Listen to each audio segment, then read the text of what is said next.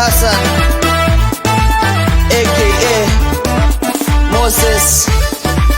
for governor. Unatosha. Gumiwar Mandera County Nagai some food Ankura kadada ya dufe makanki ya sanu Anini msego saya taye kustika rana food Districts fula chufa ya baze wa serious sanu Ashilingi infeni ya gare Moses kuraka mfu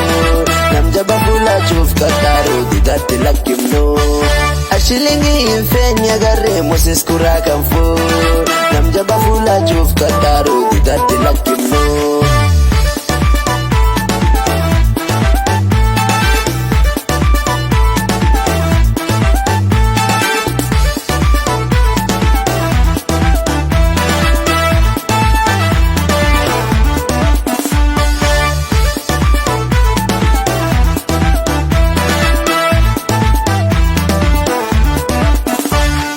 Mandera districti abase ya yuwa gatani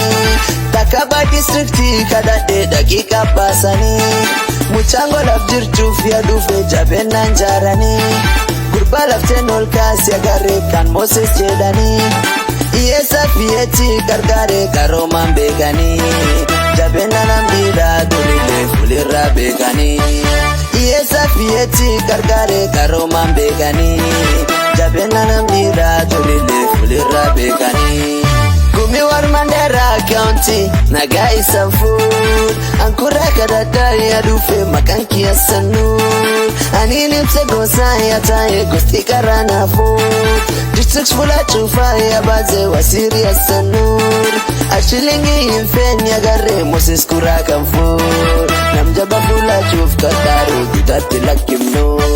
Ashilingi infeni ya gare Moses kuraka mfu Namjaba fula chuf kataru didati laki mno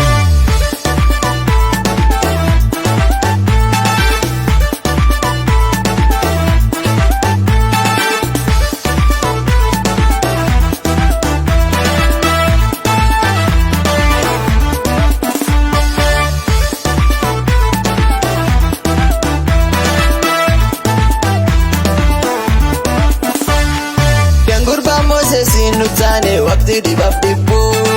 Mandela laften na ya base Mandela tangjitu Gorofa fula chufya jare mani gudane du Mandela of serkala dufe kengurbana sanur Inni martifate ya dufe nafas kanisa gur Kadi bininjiru lakisa tan kaya nefodu Inni martifate ya dufe nafas kanisa gur Kadi bininjiru lakisa tan kaya nefodu Gumiwar Mandera County Nagai some food Ankura kadada ya dufe makanki ya sanu Anini msego saya taye kustika rana food Districts fula chufa ya baze wa serious sanu Ashilingi infeni ya gare Moses kuraka mfu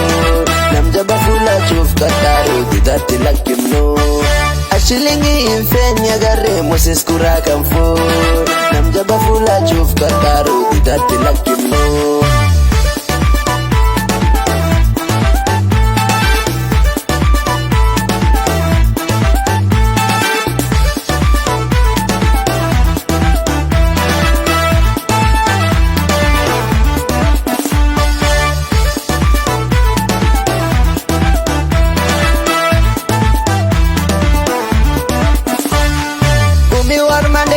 barada ya isandur dufe Karafula duri ane juta ka hindi bamne Nameto karkare imbeta na dobe setate